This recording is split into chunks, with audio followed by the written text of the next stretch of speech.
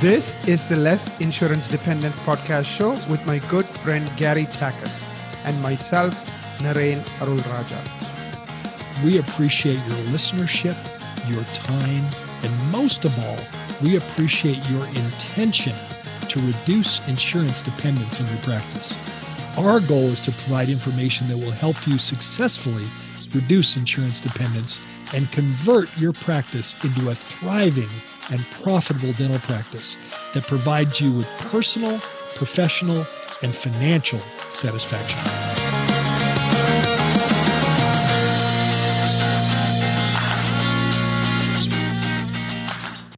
Hello, everyone. Welcome to the Less Insurance Dependence podcast, your trusted source for insights, strategies, and expert advice to help you take back control of your dental practice and career. I'm Lester De Alwis, your co-host, and I'm excited to bring you another value-packed episode with a very special guest, Art Wiederman. On this podcast, our mission is to help dental professionals reduce their reliance on insurance and create thriving, profitable, and patient-centered practices.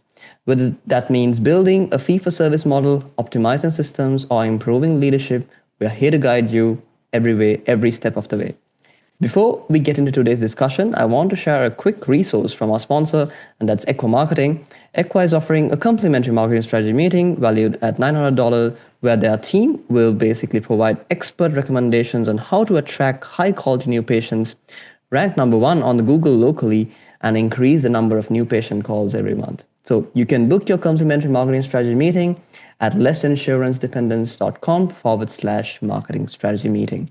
And if you're looking for hands-on coaching to reduce insurance dependence and build a fee-for-service model, you can also book a complimentary coaching strategy meeting with Gary Takas at thrivingdentist.com/CSM. Now, on to today's episode, we have a very special guest. I'm thrilled to welcome Art Wiederman, CPA, a nationally recognized dental CPA, practice management consultant, and host of the Art of Dental Finance and Management podcast.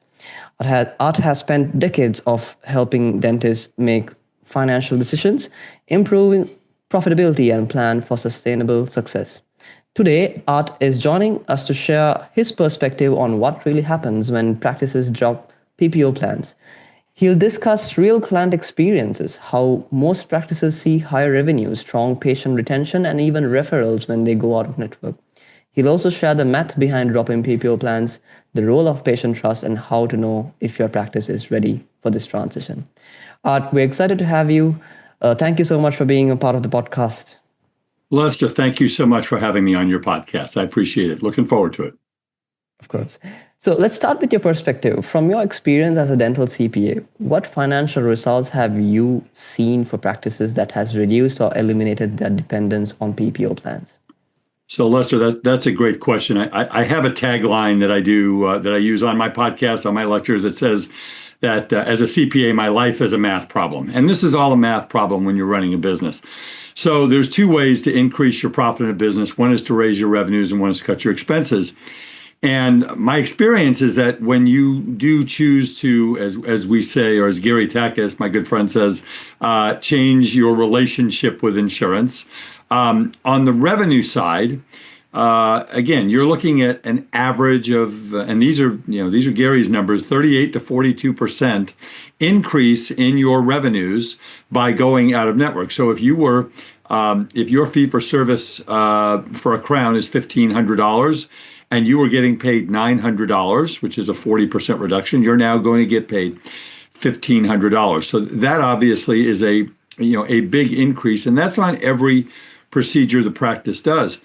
But another important thing, Lester, I think that people need to know is that there's also significant administrative costs in your practice of being in network. I mean, if you look at the bigger practices, I can tell you that there are bigger practices that are doing, $1.5 million, $2 million, $3 million or more, who have one or more dedicated people who do nothing more than hunt down insurance payments, make sure that everything is coded correctly, fight with these insurance companies.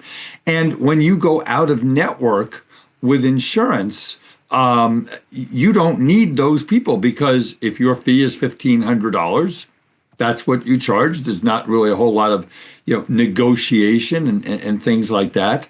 And it's very difficult to, you can't argue with that. That's your fee. And so as an overview with this is, your revenues go up. They go up immediately, and your expenses can go down. And the other thing it does on the practice management side, in my experience, is that the office administrative team, who is now not spending hours and hours and hours filling out insurance forms, calling, following up again, following up a third time, they can now do much more productive and important things for the practice, like making sure that patients are scheduled, making sure that that every slot is filled, following up on treatment that's been diagnosed by the practice but hasn't been scheduled. All these great things that we need to do to service our patients and to make sure that we generate the most possible revenue we can in our practice, because it's a business. We can do that. We can't do that when you're dealing with insurance. And the other thing that I've seen and is that you're not dealing with patient complaints about insurance. The patients are going to look at you and they're going to say, well, wait a minute, I thought everything is covered. Because in a patient's mind, when they go into a physician's office, they hand them the insurance card. Maybe they pay a $20 copay, and then everything is covered. And maybe they have to pay a little bit, they get a bill for $57. So in many patients' mind, it's like, well, wait a minute. I mean, everything, you're giving me a $5,000 treatment plan. Well, this is all covered by my insurance. Well, no, it's not. So it's dealing, and it reduces the stress in the office. Mm-hmm. Oh my gosh, it is so much less. I mean, the offices I've talked to who have gone out of network with insurance plans, it's just a much happier place to work. It's less stressful, because there's always that cloud hanging over your head of, oh my goodness, is that patient going to understand that, they're only going to be covered, $900 of this treatment plan, and they don't understand, and then you have to spend time. So that's kind of an overview of I think, of how that would work as far as the financial benefits. I mean, profitability in dental practices, in my experience, I have never seen an office that has gone out of network with insurance and not had a significant increase in profitability. It takes time, and I'm assuming we'll talk about this in the podcast. It takes time because there are some bumps in the road, but in the long run, all my clients who have done this are absolutely so much happier by doing this. But it is scary. Yeah, it is. So, in other words, they could basically emphasize on the patient care when they are doing this, right? They can basically elevate the patient care, right? Oh, absolutely. Because now you're not dealing with the conversation of, oh, well, you're saying I need this work. Is it covered by my insurance? That takes that conversation off the table. Now it's all about, and this is what I teach in my lectures and we talk about on my podcast, is that doctors, you need to emphasize that everything that you do in your practice is to help the total health of your patients. And patients don't understand the connection between health in the mouth and all kinds of different diseases and afflictions that we have. So now if you take away the patient's trepidation about accepting treatment because, oh, my insurance doesn't cover it, then the conversation becomes a lot more geared towards, Mrs. Smith, we want to make sure that you live a healthy life. And Dr. Wiederman is suggesting this treatment for lots of reasons, and this is going to benefit your total health. Exactly. So now those are some powerful benefits you mentioned. So now, one of the biggest concerns dentists always have when dropping insurance is, will my patients leave? Now let's dive into that. So many dentists fear losing patients if they go out of network. What has been your client's experience with patient retention, and how often do patients come back after leaving? Sure. So something that doctors need to understand is that there will be patients who will hopefully temporarily exit your practice. I have never heard of a practice that has dropped an insurance plan where some patients are going to go to another office, because, if every one of your patients were millionaires and money was not an issue, then you wouldn't lose patients. But for many patients, many people live paycheck to paycheck, and they have to look at every dollar. And if there's another office close to them that will take their, they will look at that. But here's what happens. First of all, as far as losing patients, yeah, you're going to lose some. But in my experience, here's what happens. The patient, if you are providing world-class service, they're going to leave. They're going to go to another office. They're going to go to another office that they're not familiar with. They don't know the doctor. They don't know the team. They're coming to your office because they love you, they love your team, but they had in their mind, oh my God, financially, I can't deal with this. My experience, I'll give you an experience with one office here in Orange County where I live with. They dropped a big plan, and it was the last one that they had. We won't mention any insurance companies' names. So they dropped XYZ Insurance Company. And they had patients who left. They had some, not a ton. And here's what happened. Not only did most all of those patients come back to the practice within 6 to 18 months, but those patients, realizing what a great practice they had left and what high-class dentistry and high-service dentistry they were getting, they started telling their friends the story. Okay, so I left, and now they're not in network with insurance anymore, so I decided to go somewhere else, and oh my God, what a mistake that was. And those patients started referring, and I've heard this several times, that these offices are not only getting their patients back, but they're getting more referrals from those patients because they realize what a great office it is. So the most important thing about going out of network is that you need to have a trust with your patients, and you need to have a trust with your team. So your team has got to be on board, because I've had situations where I've actually coached teams, and they oh gosh, everybody's going to leave. I go, no, they're not. If your team is not on board with this decision, you're going to have a problem. And you have to explain to them why you're doing this. And in addition to that, if your patients don't trust you implicitly, like they would go to the moon for you, right?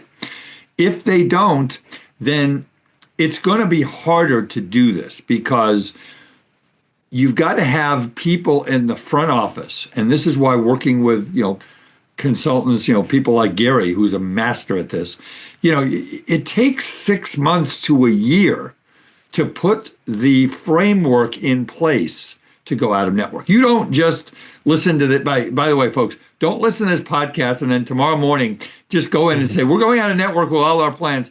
That's Russian roulette. That's disaster. It's not going to work. So what you want to do is, again, you want to work with someone like Gary Tack. You want to work with Gary Tack. I mean, Gary's the best in the business.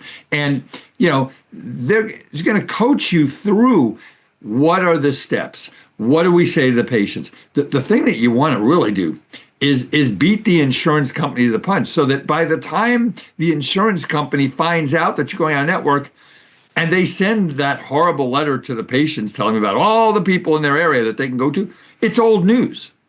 So this is the important thing is, doctors, you are going to lose some patients. But here's the deal. You're going to lose patients, but your revenues are going to go up to compensate for that. We're going to talk about that in a little bit. But yeah, I mean, that's what you want to do. So it's a matter of making sure that your team is on board, that your team has the right verbal skills and facial expressions to back up the office's decision, to be able to educate in a very non-threatening way. And a lot of offices need to understand too, Lester, is that, it's not like if you go out of network with an insurance plan that the insurance company is going to pay nothing. They're just going to pay the out of network rate, which, if you look at the math, in many cases is not, life-changing money. It is for some people.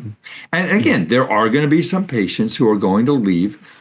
And those are probably the patients that don't value the practice as much as other patients who understand that you are here, for total health. When I coach doctors when they buy a practice, I tell them this. I say, everything that you do in your practice, no matter what, must be in the best interest of your patient, whether you're going to get paid for it or not. And the offices that heed that advice do very, very well. But yeah, I mean, it's all about trust. It's all about understanding that, if you lose some patients, the other patients that stay are going to be paying 40% more. It's a math problem. So, Yeah. Yes. And it's encouraging to hear this. And still, the numbers can feel daunting for practice owners who are weighing this decision. So let's talk about the math behind going out of network. So sure. Can you walk us through the financial math? For example, what happens when practice raise fees after dropping PPOs and balance that against the potential patient loss? Okay, so let's make up a math problem here. So let's assume that a practice is got, I'll make it easy, $1 million of revenues that are coming in from insurance patients. Okay. So let's say that 20% of the patients exit the practice. I don't think that's, if you do it right, it shouldn't be that much, but let's say it does. Okay, so now you lose 20% of those patients. All right. But that $1 million practice, that $1 million of insurance revenue from a PPO perspective is closer to about $1.4 million. So basically, here's what's going to happen. Okay. You're going to lose $200,000 of revenue. But for that $200,000 of revenue, you're going to gain significantly more than $200,000 because now you're doing production of 1.4, 1.5 million on a fee. Let's just say it's 1.5 million, because if you lose, let's just say 1/3 of 1.5 million is a million. I know I said 40%, but just make the numbers easy. So if I'm getting $1 million in fees in an office that is based on PPO discounted insurance fees, and now I leave that. Okay, if I'm doing all those same procedures, on a fee-for-service basis, and all the patients stayed, I would have $1.5 million. So now I have 80% of these patients. Okay, so what's 80% of $1.5 million? $1.2 million. So I'm getting an extra $200,000 in revenues. And guess what, Lester? I'm seeing 20% fewer patients, which means that, here's another thing, and I'm sure that you and Naren and Equa and those guys are amazing, right? So, they come in and they put in a marketing plan, right? And we pick up some new patients to fill in the holes of those 20% that left, who are probably going to come back, right? And now I get myself back up and I replace those 20% either by patients returning to the practice or by new patients. And now I have $400,000 or $500,000 more of revenues. And it doesn't change my overhead. And again, as we talked about earlier, it could be a situation where, if I have a bigger practice, maybe I don't need that full-time insurance administrative team member to do that. I can let that person go. Don't like to do that, but that is business. And that could add another $50,000 bottom line. So the math absolutely works. If you do this in a coordinated, targeted method so that all of the patients are informed of the decision long before you choose to go out of network with the insurance company. Because we know what the insurance company is going to let the patient know, oh, well, Dr. Wiederman's gone out of network. here's a list of 5 incredible dentists that are within 2 miles of your home that are in network. And then the patient's going to get that and they're going to say, oh, well, that's cool, but it's a non-issue. I'm staying with the office that I love. And that letter goes in the trash. So the math works. I mean, it absolutely works. Yeah, that makes a lot clearer. I think it's not just about losing patients, but about working smarter and doing less for more revenue. But of course, not every practice may be ready for this change. So it's going to take some preparation, like you said. So let's wrap up with some guidance. What advice would you give to dentists who are considering dropping PPOs but feel hesitant because of patient trust, team readiness, or financial risk? Okay, so first of all, I think using a coach to do this who has done this over and over. And again, I don't have to make a commercial for people like Gary Takis, because Gary's nationally known for 40 years. I mean, Gary's real good at this. And there are lots of people who do this, but you know, number one is to talk to somebody who has helped hundreds, thousands of offices to do this, and to get over the fear of losing patients. And it's a mindset. Okay, so that's the first thing. The second thing is, as I was saying earlier, you need to have a very serious heart-to-heart discussion with your team. And if you're not a good leader in your practice, it's going to be a little harder. If you're a good leader, and leadership, Lester, is so important in dentistry, in any business. I mean, I ran my own CPA firm for 33 years. And I read leadership books, but I never took leadership classes in college or anywhere else. I just, you know, a leader has a plan. And if you are a leader in your practice and you set the vision of what you're doing, okay, we're going to add another operatory, another treatment room in our practice because we're getting busier and I want to do extra procedures and what have you.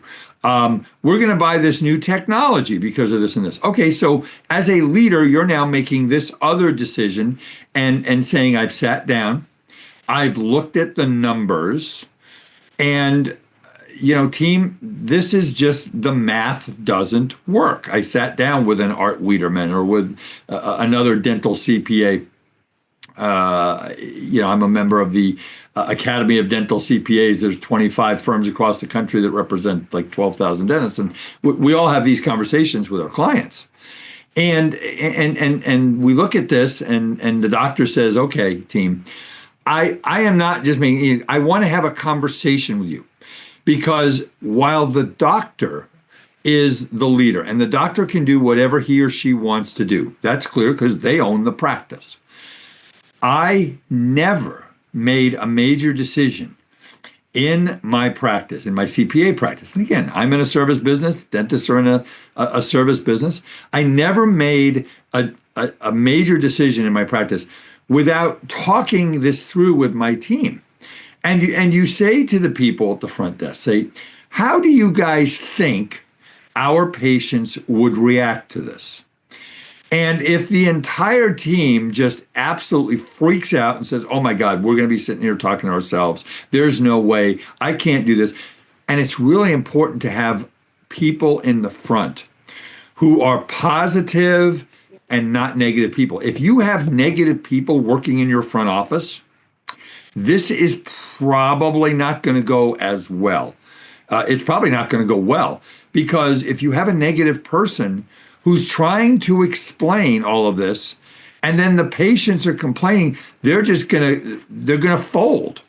Whereas if someone in the front desk says, Mrs. Smith, you know, we value you as a patient, and everything that we do in this office is for your best interest. We use the best labs and the best supplies and the best this and the best that, and we have the best team.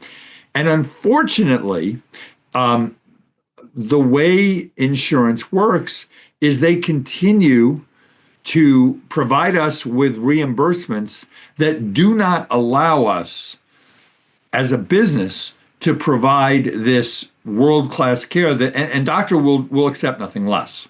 So we've made the very difficult decision to change our relationship with your insurance company. But here's the good news. Okay? Here's the good news. The good news is you can still come to this office.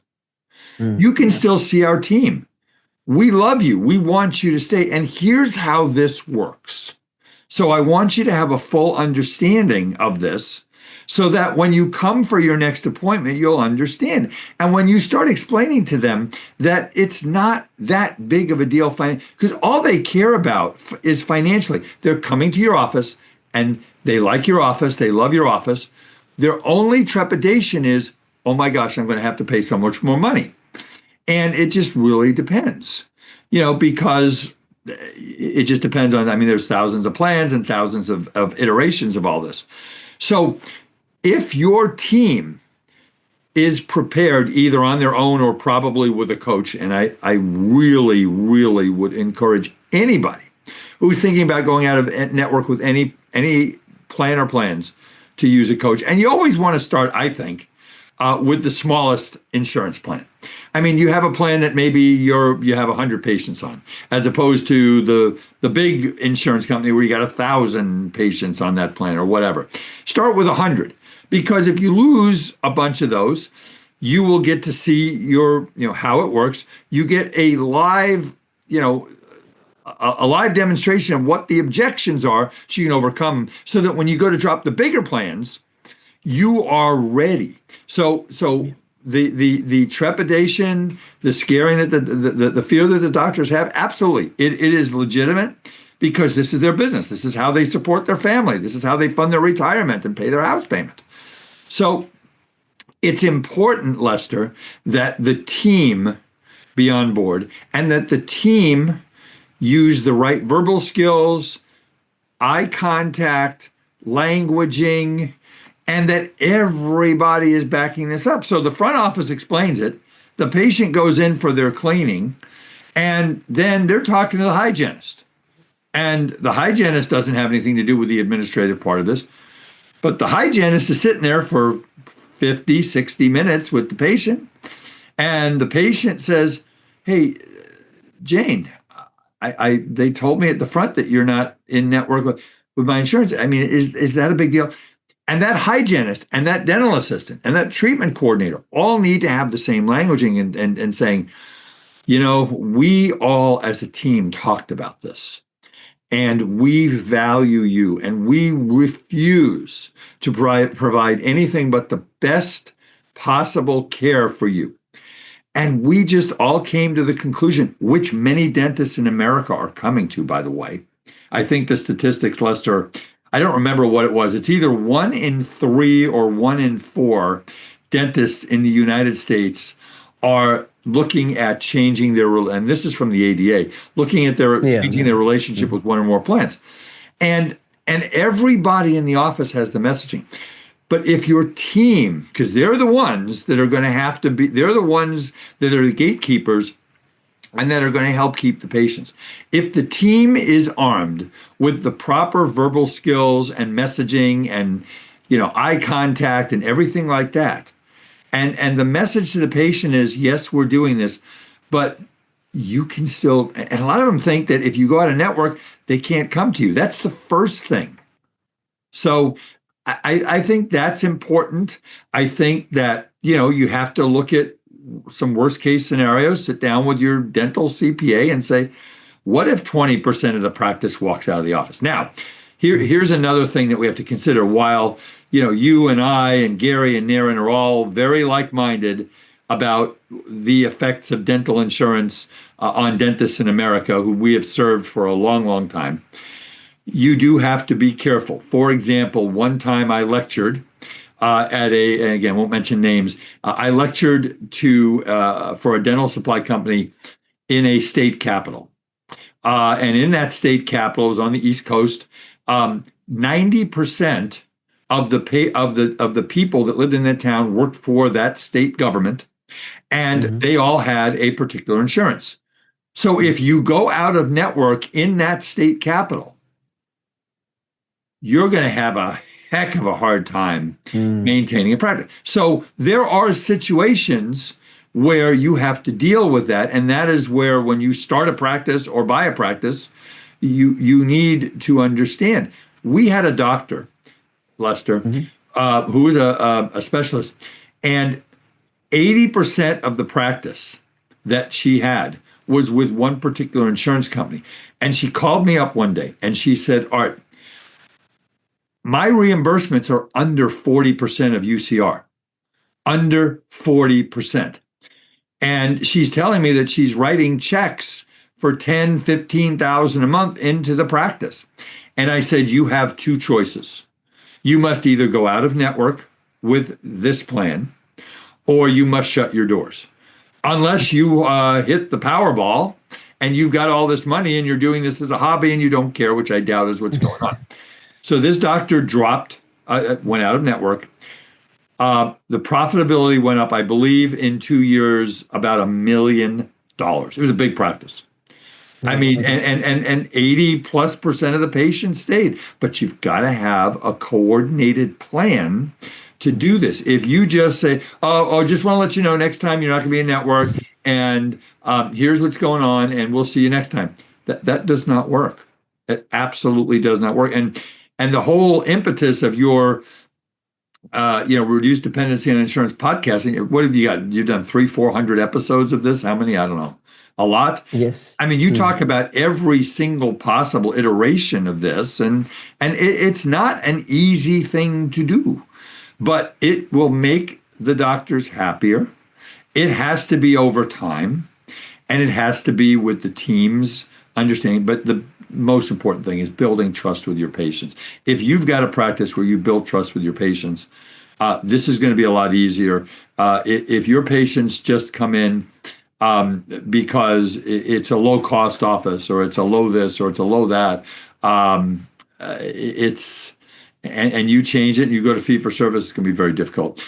We have a practice in a town. It's about a 75,000 person town, and they're 90+% insurance. But the problem is this is not a town where fee for service would work, and they have and they have to live with that model. So, but that's not the case everywhere. Most dentists have the ability to do this. They will make more money.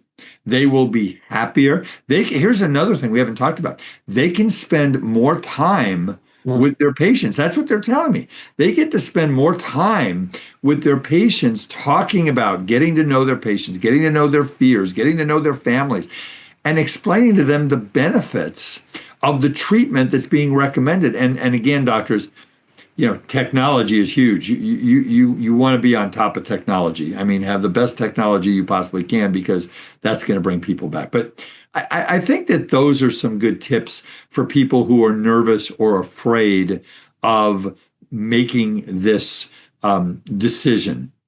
So. Great advice. I think the verbal cues, the examples you just presented, and plus the real world, the scenarios that you just presented, I think that really ties together the financial, patient, and the leadership sides of this decision. So, Art, thank you so much for sharing that advice and for all the insights you've given us today. I think our listeners will find a lot of encouragement and clarity from your perspective. So, again, I want to thank you so much for joining us today and sharing your invaluable perspective on what really happens when practices drop PPO plans, your experience as a dental CPA backed by real client stories, and the financial math gives our listeners both clarity and confidence about reducing insurance dependence. Thank you so much, Raj. Thank you for having me, Lester. It's a great service that you're doing to the dentists that listen to this podcast. Of course. So the key takeaway from today's episode is that going out of network isn't just possible. It can actually lead to higher profits, stronger patient loyalty, and less stress for you and your team. So, and remember, this podcast is about taking action. There are 2 simple steps you can take right now to move your practice forward. So first, if you want to attract better quality patients and reduce your dependence on insurance, schedule a complimentary marketing strategy meeting with Equa Marketing. The experts will show you how to replace PPO dependence with strong organic SEO strategies. You can visit and book a time with them at lessinsurancedependence.com/marketing strategy meeting to book your session. So secondly, if you're looking or if you'd like coaching, like Art mentioned during the episode, like coaching on building a thriving, profitable fee-for-service model, schedule a complimentary coaching strategy meeting with Gary Takas. Gary has helped thousands of dentists successfully drop PPOs and gain true practice freedom. So you can reserve your spot at thrivingdentist.com/CSM. Again, these are all complimentary. You can book a time at your convenience. So again, complementary resources are designed to help you take meaningful steps towards the practice and the life you truly deserve. So if you found value in today's episode, please share it with a friend or a colleague who could benefit from reducing their insurance dependence. The more we spread these conversations, the more we can help dentists regain control of their future. Thanks for joining us today. I look forward to connecting with you on the next episode of the Less Insurance Dependence podcast. Until then, keep moving towards a thriving independent practice.